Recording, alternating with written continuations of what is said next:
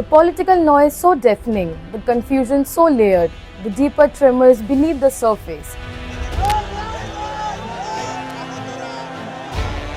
Looks like Bangladesh doesn't remember the last time it witnessed calm. Bangladesh today stands at a crossroads, bruised by reckless rhetoric and weakened by politics. And what makes this movement particularly unsettling is not only the chaos originating from within, but also the dangerously muddled narratives shaping the country from without. There are two stark cases that perfectly show why there are fears of Bangladesh lurch towards radical extremism, which we will explain later on. With Sheikh Hasina and Khalida Zia, Bangladesh, two supreme politicians and their parties in doldrums, the field in Bangladesh is wide open for the hardline, Jamaat-e-Islami and extremist forces. Hasina is condemned to death and multiple prison terms, but safe for now in a foreign land. The other lies gravely ill in a Dhaka hospital under top security. Even as her son Tariq Rahman refuses to return from London because he does not trust the security. August 2024 marked the turning point for Bangladesh. Prime Minister Sheikh Hasina was ousted through a student-led opposition-backed uprising. After 15 uninterrupted years in power, Hasina lives in exile in India, sentenced back home to death for alleged crimes against humanity committed during the crackdown on the protests of 2024. Earlier, despite criticism, Sheikh Hasina's government managed to control radicalism and maintain security, particularly after the 2016 Holy Artisan Bakery attack, which spotlighted Bangladesh's extremist elements. The chaos amid the mass protest has provided extremists with opportunities to gain ground. Arms and ammunition looted from police stations have made their way into the hands of criminals. Reportedly, over 5,800 weapons and 3 lakhs rounds of ammunition were stolen, and while some have been recovered, many remain unaccounted for. Prison escapes in August 2024 further destabilized the situation. More than 2,200 prisoners escaped, including 70 militants from groups like Jamaat-ul-Mujahideen Bangladesh. Across the aisle, Tariq Rahman, acting chairperson of the Bangladesh Nationalist Party, has been away from his homeland for 17 long years. Since his self-imposed exile in 2008 and more than a year after the Sheikh Hasina regime in Bangladesh was toppled, Rahman has hesitated on returning to Bangladesh. BNP insiders say the reason is brutally simple, and that is security.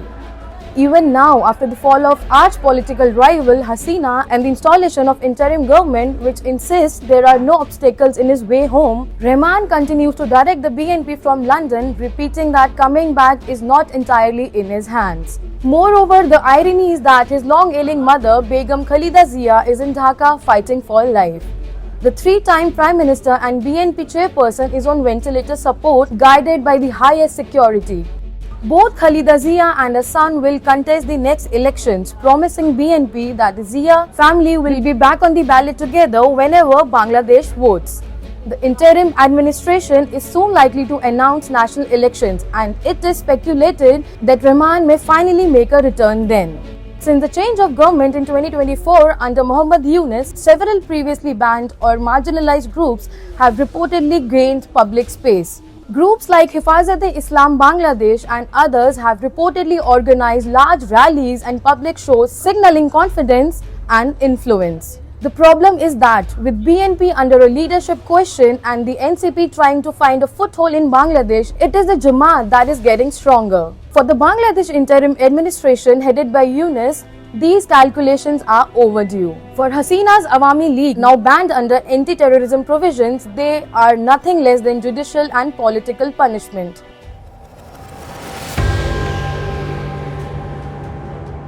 But many BNP leaders are whispering that Bangladesh risks lurching towards extremism. For instance, two recent cases can explain you much better. The first is the arrest of a singer Maharaj Abul Sarkar. He was arrested after it was claimed that one of his speeches had insulted Islam and was imprisoned under charges of provoking riots and hurting religious sentiments. There have been widespread and violent attacks on people who came out in support of the singer. Well, the reaction was very much expected. The artists, poets and students soon flooded the streets with protests. They warned that the state was now prepared to criminalize the mystical tradition that once embodied Bangladesh's tolerant Islam. The second case focuses on a woman at the heart of BNP's attempted revival, Sanjita Islam Tuli, a civil rights activist and founder of Mayer Dag, which has been given families of the disappeared a voice. She is now the party's candidate from Dhaka 14. One of the most prominent anti-Hasina faces, Tuli faces a criminal complaint that accuses her of hurting religious sentiments through remarks on polygamy and Muslim marriage. The irony is that Tuli's main rival in Dhaka 14 is a Jamaat-backed barrister popularly known as Arman. However, Bangladesh is not yet an extremist country, but a spectre haunts the nation. Attacks on intellectuals, journalists, bloggers and religious minorities have become common. The Islamic State and other forms of fundamentalism are on the rise in the country of 156 million. Unfortunately, neither of the two top political parties have demonstrated any interest in containing these developments that may or may not eventually help them electorally. If the regime continues to flirt with Islamists, it may ring the death knell of the country's fragile democratic traditions.